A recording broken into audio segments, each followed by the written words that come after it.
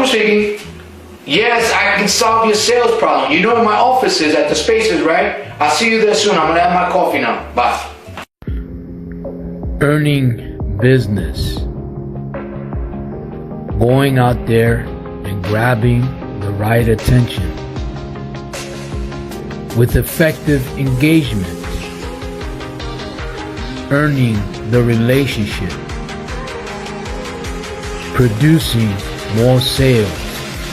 Increasing cash flow, multiplying annual revenue, producing higher profit margins, and a huge return on your investment capital. What is it? They're wireless earbuds. Oh, there, earbuds. Okay, so I'm gonna share with you 3 strategies to worst case scenario getting at least 6%. You don't want to start at 6% and then fight to go down, right? It's called the drop close. You know what that is, Ms. Joey? No. The drop. Okay, so drop close.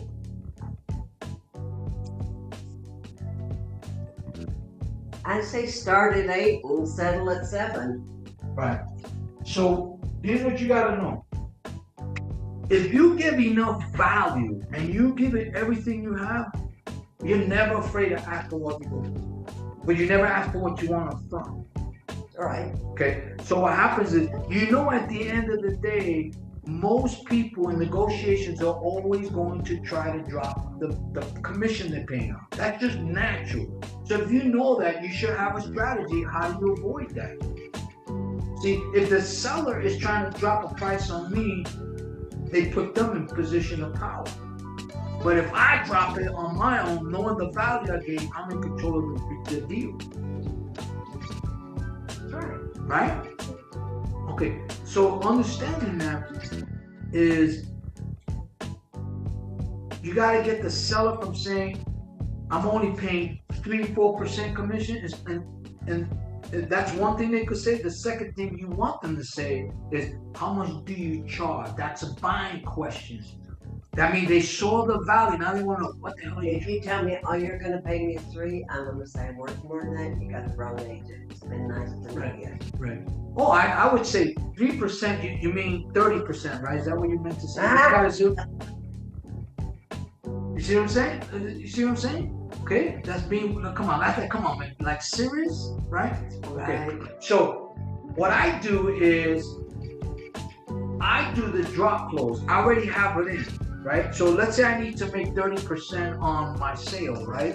So I have a cushion of that. So what I do is I raise it 10% more. I say, listen, I'm gonna give you 10% discount for first time buyers, right? That's what I do. But it's because I need to make this, right? So here's option number 1. If I told you, okay, let's say you're the seller, so then ask me, how much do you charge? Oh, how much do you charge? I'll tell you what, so let me ask you a question before I answer that. Do you like the idea I told you? Do you see the value I'm offering you? Now, and with my strategy, I can help you produce a quicker sale, potentially more money in your pocket. You see that, right? Yeah. Do you think that's valuable to you? Yes. Okay, now, I don't want to scare you, but for a deal like this, I only charge 8%. The word is only.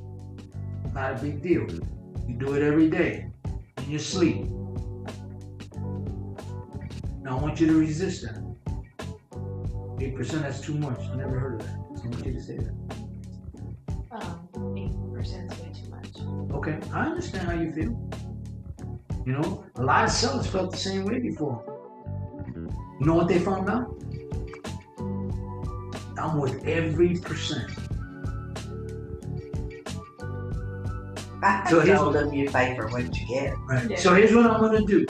See, that's a typical answer, right? Few felt found, but the other way. See what I'm saying? Yeah. So here's what I'm gonna do, Celeste. Since you're a first-time seller, I want to earn your relationship, and you only have one opportunity to be part of my proven strategy to sell your home for more money and potentially quicker. Okay? Now, Celeste, if I cannot defend my position, my 8%, How the hell am I going to defend you when a seller or buyer offers you a lower price knowing I could get more? Right? So here's what I'm going to do, Celeste. I'm going to offer you 7% and you take care of the marketing costs. Fair enough? Tell me no again. No. You're not interested in that? So I should pay for the marketing? Yes. Okay.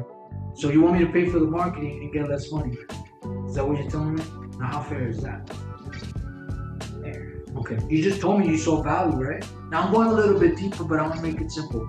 You know what, Celeste? I'm gonna offer you one last opportunity, okay, to be part of my strategy. Fair enough? What I'm gonna do is I'm gonna offer you a scale option. You know what that is?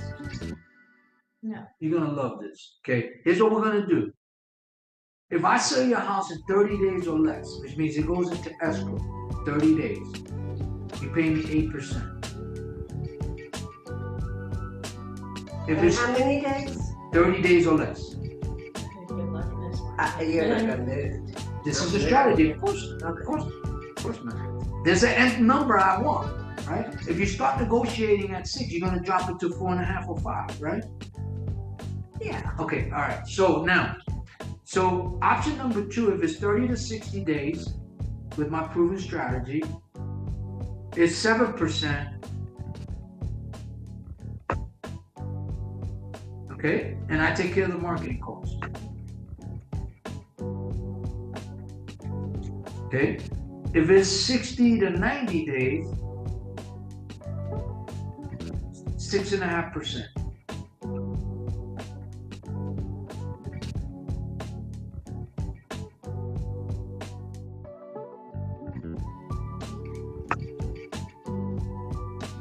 Now, which one are you comfortable with? If I can make all of this happen and you want to give me a chance to earn your relationship, what's a good price for you?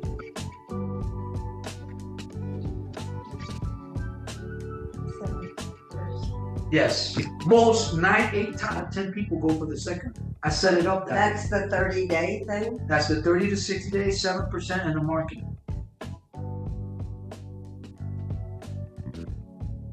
Now here's what happens with that. You're challenging yourself. One more time, I messed it up. 60 to 90 days, 6.5. No, 30 to 30 to 67. 7 plus the marketing, yeah. Oh, plus. Okay. Right. And then the third one is 60 to 90 days. Okay. Now, The third one? I'm not. okay, the first one is 30 days or less. 30 days or less is 8%. Okay. That's what I didn't know. Okay. Now here's the thing is, if you have value, there's no reason why you shouldn't ask for that. People like options. What is the option sellers always have? 3%, 6%. I'll pay you 3%. Whatever, right? It's the same crap. There's no options in that. They're telling you what they're going to pay you. They don't even know what your value is. So here's how we'll do it. This is how we're going to do it, Ms. Jody. So on the initial call, the goal is to do a schedule call. So let's say you go through the whole presentation. Listen, Ms. Jody, here's what I'm going to do. What I'm going to do is, I'm going to see if I could persuade Celeste on what kind of compensation she'd be willing to take. Okay? Typically, on a deal like this, she usually charges 8%. So here are the options that Celeste is going to offer you. I know because this is what she tells me. Okay? Now, the first one is 8%. That's full commission. She can take care of the marketing. The second option could be she'll offer you 7% since your first time client and you take care of the marketing. Okay? The third option could be there's a scale. If she sells it in 30 days or less, she charges 8. If she sells it in 30 to 60 days, it's 7 plus the marketing. And if it's 60 to 90 days, 6.5%. You see, if you have options on the pricing and financing a car, you will choose the best option for your economic conditions, right? Yes. So why wouldn't you offer a seller that? Who says you can't? I like that, Celeste. I do too.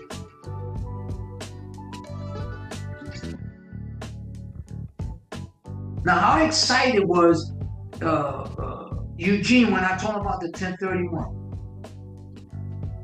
pretty darn excited. At first he said no. Right. And then I explained to him the benefit. Because he didn't know. Right. So I just gave him some value, right? Now you know what he said at the end? He goes, I'm gonna talk to you, I'm gonna call you about that.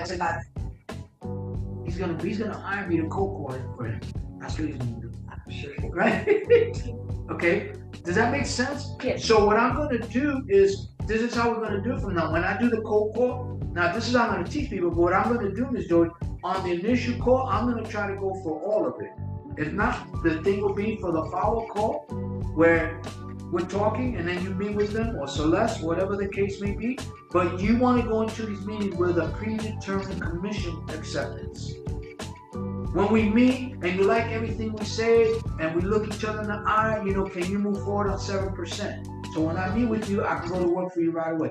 You have to set the tone. We didn't do that with what's his name? Daniel. But you know why, right? My intentions were to do that. But again, I'm setting it up for you. I didn't want to cross any gray line, so I stood back. And then we talked about it yesterday. So what I'm going to do every time I go on an appointment, I'm going there to get a contract with you guys till you learn how to do it. There's a predetermined, hey, Ms. George's going to bring a contract, or Sully's going to bring a contract, go over, and then you guys assign it. That's what I do with my janitorial people. I meet with the commercial people, they're signing, I'm taking pictures, meanwhile I close the deal. And that's what we've been missing on these other stuff.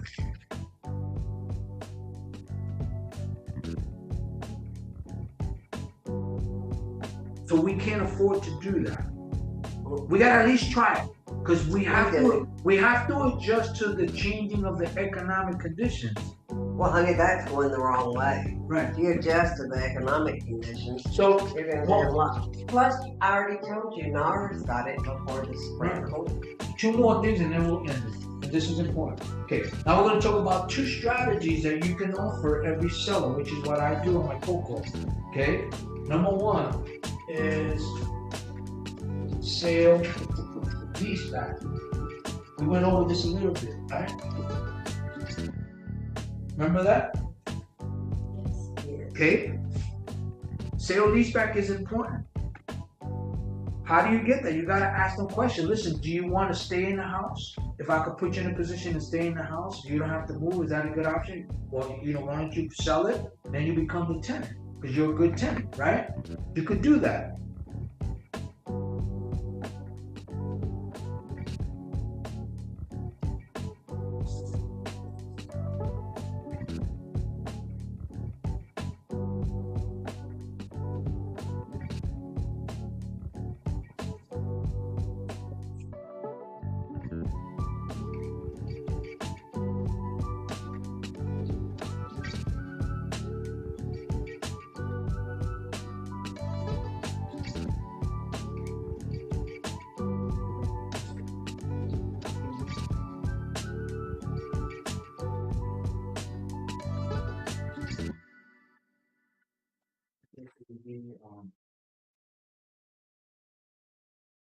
Finance.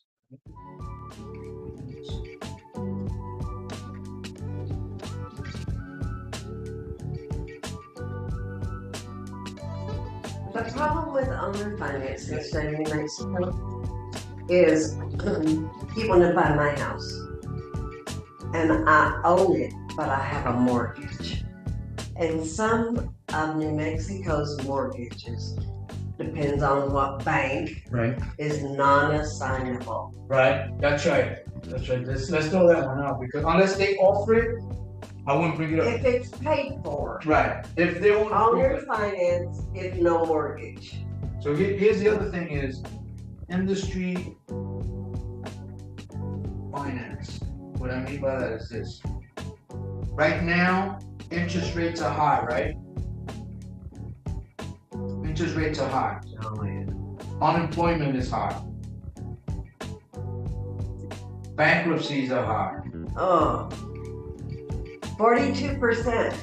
Right? I've read more things that lead to 42% in the last 4 days than I've read in Okay. 6 months. Inflation. So here's my close on that.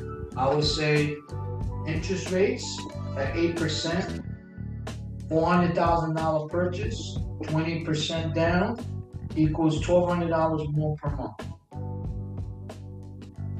So anyone who has a $400,000 house, if you were paying let's say you were paying $1,200 last year for the same price, for the same property, because of the interest rate at 8%, you're paying $2,400 a month. Who the hell's gonna afford that?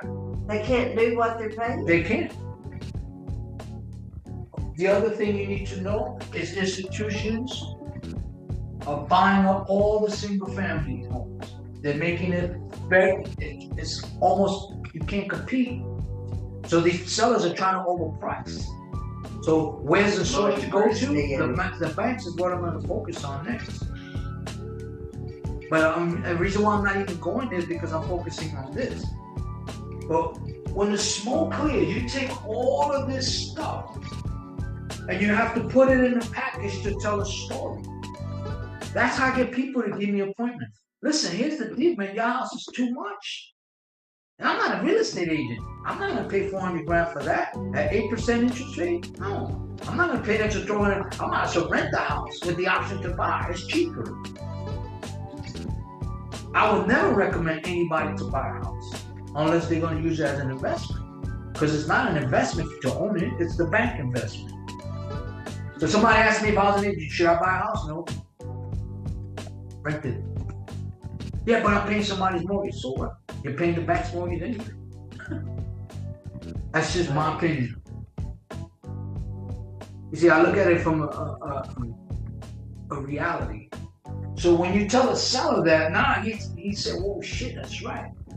So now he's got to look at selling it to an investor that's looking for equity. Well, if you could stay in your house, would you do that? Most people don't want to stay in that. That's why it's something. You know what I mean? That makes sense.